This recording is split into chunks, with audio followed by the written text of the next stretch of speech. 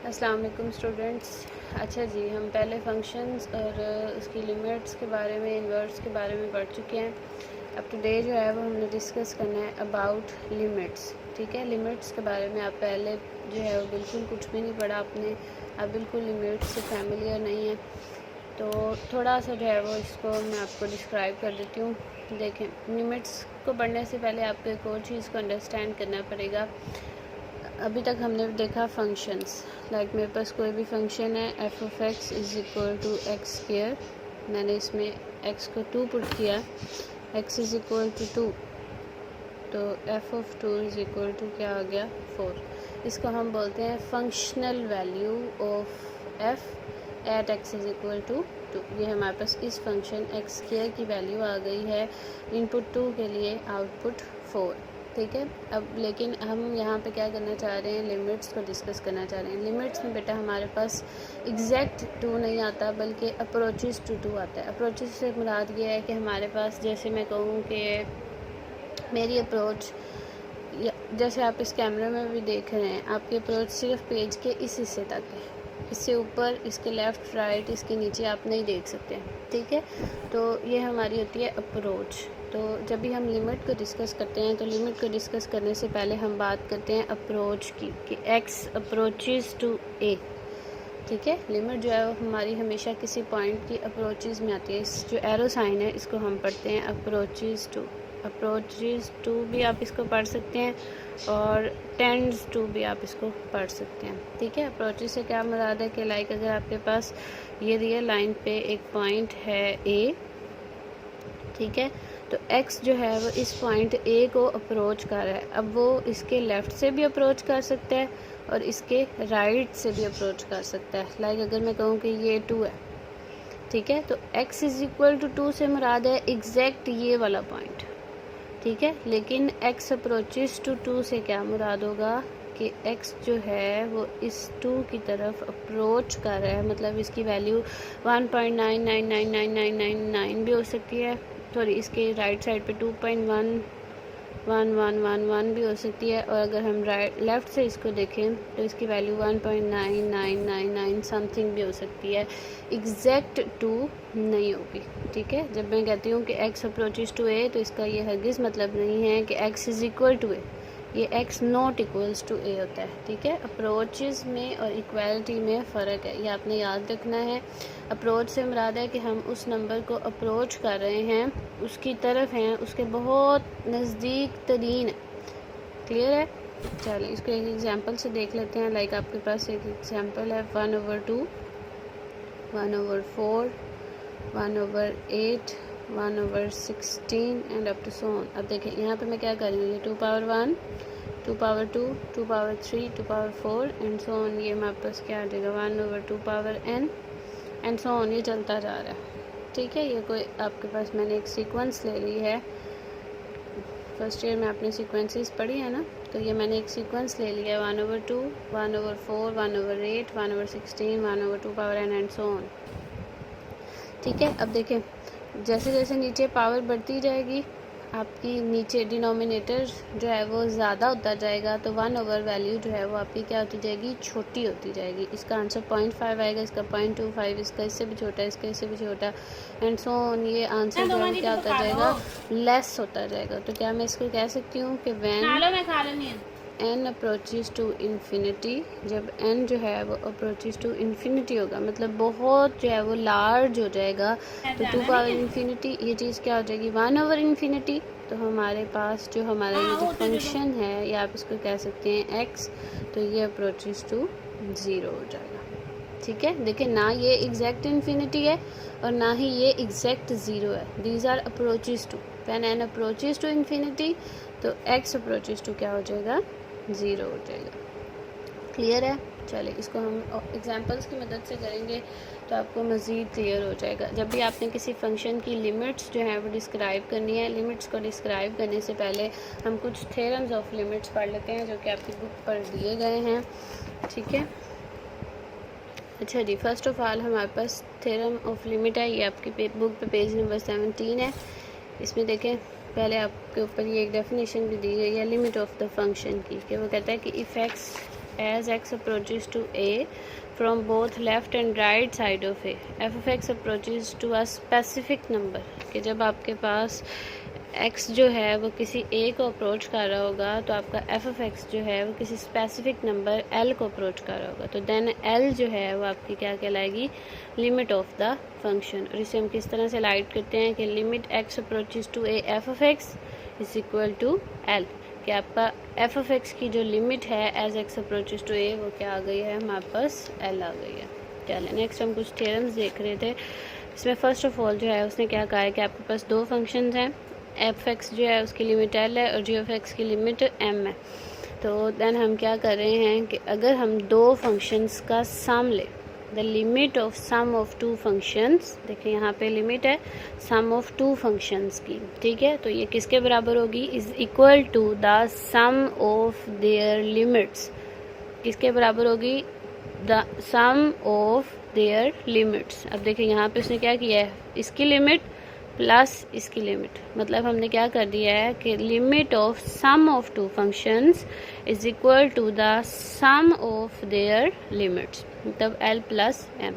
ये उसने नीचे एग्जांपल भी दी हुई है कि अगर आपके पास x प्लस 5 दो फंक्शंस हों तो हम क्या करेंगे, फर्स्ट फंक्शन की लिमिट प्लस सेकंड फंक्शन की लिमिट को सेपरेट कर देंगे। अब जब लिमिट पुट करते हैं तो x की जगह पे 1, 5 क्योंकि कांस्टेंट है तो कांस्टेंट में लिमिट पुट नहीं होगी, 5 एज इट इज़, तो ये 6 आपके पास आंसर आ गया। ठीक है, आप इसे मुख्तलिफ एग्जाम्पल से भी देख सकते हैं। हम अब एक्सरसाइज 1.3 क्वेश्चन नंबर 1 करेंगे तो उसमें आप इसको मज़ीद डिटेल से देख लीजिएगा। ठीक है, उसके बाद नेक्स्ट हमारे पास सेकेंड है, the limit of the difference of two functions is equal to the difference of their limit. Same वही बात है, बस फर्क सिर्फ इतना है कि यहाँ पे इसने सम की जगह पे डिफरेंस का वर्ड यूज़ किया। डिफरेंस आपको पता है माइनस के लिए इस्तेमाल करते हैं हम। ठीक है, the difference of two functions और इनकी जो लिमिट है वो किसके बराबर होगी, the difference of their limits means l minus m। तो सिमिलरली उसने पिछले ही फंक्शंस को दे दिया, बस लिमिट चेंज कर दिया, x approaches to 3x minus 5, तो पहले लिमिट x पे आएगी देन 5 पे आ जाएगी, तो 3 माइनस 5 इज इक्वल टू -2। उसके बाद नेक्स्ट थ्योरम 3 है हमारे पास, क्या कहता है, if k is any real number, कि आपके पास k कोई रियल नंबर है मीन्स कोई कॉन्स्टेंट वैल्यू है, मीन्स हमारे पास k कोई कॉन्स्टेंट वैल्यू है, तो then k of f of x, मतलब k कांस्टेंट जो है फंक्शन से मल्टीप्लाई हो रहा है और साथ आपके पास लिमिट है, तो ये k कांस्टेंट जो है वो इस लिमिट फंक्शन से बाहर आ जाएगा और लिमिट जो है वो किस पे अप्लाई हो जाएगी, फंक्शन पे अप्लाई हो जाएगी। फॉर एग्जांपल उसने क्या कहा है 3x, तो हम क्या कर रहे हैं 3 को हमने कॉमन ले लिया, ये कांस्टेंट है और लिमिट किस पे अप्लाई कर दी है, x पे, तो 3 × 2 ये हमारे पास 6 आ गया। ठीक है, बहुत ही सिंपल सी चीज़ है, ये मैं आपको एग्जांपल्स की मदद से करवाऊंगी तो आपको मज़ीद क्लियर हो जाएगा। पहले हम जस्ट थ्योरम्स को देख लेते हैं। नेक्स्ट थ्योरम 4 है, वो कहता है the limit of product of the functions, product of the functions है और इसकी लिमिट है, तो ये किसके इक्वल आ जाएगी, the product of their limits. जैसे हमने सम और डिफरेंस में कहा, एज ए सिंपल पीछे की तरह हमारे पास ये lm, दो उसने आपके पास फंक्शंस ले लिए हैं, दोनों का प्रोडक्ट था तो दोनों पे लिमिट्स जो हैं वो अलग अलग हो गई हैं। नेक्स्ट हमारे पास है कोशेंट, कोशेंट आपको पता है डिवाइड को बोलते हैं, तो सेम उसी तरह से the limit of quotient of two functions is equal to the quotient of their limits. लेकिन यहाँ पे आपने एक और चीज़ का ख्याल रखना है, provided the limit of denominator is non zero. Most important जो है वो इसकी बात है कि आपकी जो डिनोमिनेटर की लिमिट है वो क्या होनी चाहिए, नॉन ज़ीरो होनी चाहिए। अगर कभी ऐसा कोई केस आ जाए कि इसमें लिमिट पुट करने से आपका डिनोमिनेटर ज़ीरो हो रहा है, तो हम सबसे पहले क्या करेंगे, इसको नॉन ज़ीरो बनाएंगे। यहाँ पे देखिए उसने लिखा हुआ है कि g ऑफ x is not equal to zero and m is not equal to zero, मतलब आपकी डिनोमिनेटर की जो लिमिट है m वो नॉन ज़ीरो होनी चाहिए। ठीक है, फॉर एग्जांपल आपको एक मिसाल की मदद से समझाती हूँ। लाइक आपके पास कोई फंक्शन आ जाता है x² - 4 / x - 2। अब देखिए इसमें अगर मैं 2 को पुट आउट करती हूँ तो 2 - 2 क्या हो जाएगा, ज़ीरो हो जाएगा। इसका मतलब है मेरी डिनोमिनेटर की लिमिट जो है वो क्या हो रही है, ज़ीरो हो रही है। तो हम इसमें डायरेक्ट लिमिट पुट नहीं करेंगे बल्कि इसको थोड़ा सा सिंप्लीफाई कर लेंगे।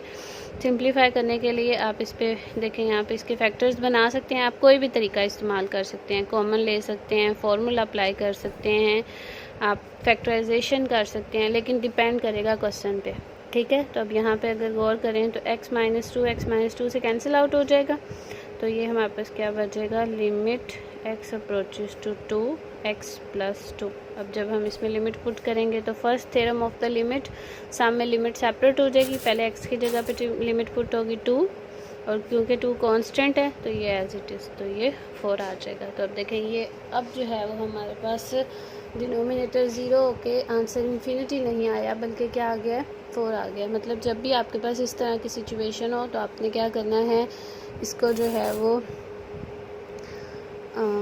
सिंप्लीफाई कर लेना है। क्लियर है।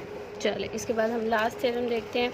लास्ट थ्योरम हमारे पास थ्योरम नंबर 6 है कि अगर आपके पास कोई फंक्शन है और उसकी पावर आ रही है n, ठीक है, limit of the function of power n where n is any integer, मतलब इंटीजर पावर है, कोई 3 4 समथिंग, माइनस भी हो सकती है, ठीक है। तो आप क्या करेंगे, limit x approaches to a f x power n is equal to आ जाएगा limit x approaches to a f x whole power n। मतलब आपकी जो पावर है वो लिमिट, मतलब लिमिट जो है वो फंक्शन के साथ हो जाएगी और पावर जो है वो पूरे पे आ जाएगी, तो l पावर n। लाइक देखिए इसमें उसने कहा है कि 2x माइनस 3 होल क्यूब, तो पहले आप इसके अंदर वाले फंक्शन पे लिमिट अप्लाई करेंगे, देन आप इसका क्या करेंगे, क्यूब ले लेंगे। क्लियर है। होपफुली आपको ये समझ आ रहा होगा। चलें अब हम इस थ्योरम्स की मदद से आपके एक्सरसाइज 1.3 उसका क्वेश्चन नंबर 1 जो है वो सॉल्व करेंगे। पार्ट है एक्सरसाइज 1.3 आपकी बुक पे दिया हुआ है, limit x approaches to 2x plus 4 आपका फंक्शन है। अब देखें यहाँ पे आपके पास फर्स्ट ऑफ ऑल दो वैल्यूज़ का सम है, तो थ्योरम 1 का इस्तेमाल करते हुए हम क्या करेंगे, दोनों फंक्शंस के सम के लिमिट को अलग अलग कर देंगे। उसके बाद थ्योरम 3 हमें क्या कहता है, यहाँ पे अगर आप गौर करें तो इस फंक्शन के साथ एक कांस्टेंट मल्टीप्लाई हो रहा है, तो थ्योरम 3 में हमने क्या किया, 2 कांस्टेंट कॉमन ले लिया और x पे लिमिट को अप्लाई कर दिया। क्योंकि ये कांस्टेंट था तो ये एज इट इज़ आ गया, 3 पुट आउट होगा, तो 2 3 6 प्लस 4 इज इक्वल टू 10, तो ये आपका आंसर आ जाएगा। ठीक है, ये आपकी बुक पे क्वेश्चन नंबर 1 है। इसमें देखिए उसने कहा है कि evaluate each limit by using theorems of limits. Theorems of limits का आपने इस्तेमाल करना है, तो बारी बारी आपने क्या करना है, सब पे लिमिट्स को सेपरेट करते जाना है, जो कॉन्स्टेंट होंगे वो कॉमन आ जाएंगे और बाकी फंक्शंस पे लिमिट पुट हो जाएगी। मैं थर्ड पार्ट जो है वो आपको करवा देती हूँ। अच्छा जी, ये आपका थर्ड पार्ट है। अब इसमें अगर आप गौर करें तो सबसे पहले बेटा ये आपके पास है पावर, तो थ्योरम 6 जो है वो आपने पढ़ा, जिसमें हमने क्या कहा था कि अगर आपके पास कोई फंक्शन हो और उसकी पावर हो तो हम क्या करते हैं, लिमिट को पावर के अंदर ले जाते हैं। इसकी पावर क्या है, 1/2, तो ये लिमिट जो है वो फंक्शन के साथ आ गई है और पावर जो है वो सब पे कॉमन आ गई है। उसके बाद अब 3 फंक्शंस का सम है, तो तीनों पे जो लिमिट है वो हमारे पास क्या हो जाएगी, अलग अलग अप्लाई हो जाएगी। थ्योरम 1 सम में जो लिमिट है वो आपकी क्या हो जाएगी, अलग अलग हो जाएगी। ठीक है, और होल पावर क्या आ जाएगी, 1/2, ये आपका थ्योरम 1 आ गया। ठीक है, आप चाहे तो इसकी स्टेटमेंट राइट कर सकते हैं। अब देखिए, अब यहाँ पे हम लिमिट पुट करेंगे तो अगेन ये पावर है, तो अगेन जो है वो हमारे पास क्या आ जाएगा, लिमिट 3 पुट होगी और पावर जो है वो ऊपर 4 की जगह पे लिमिट पुट करेंगे तो 3 और ये 4 आ गया।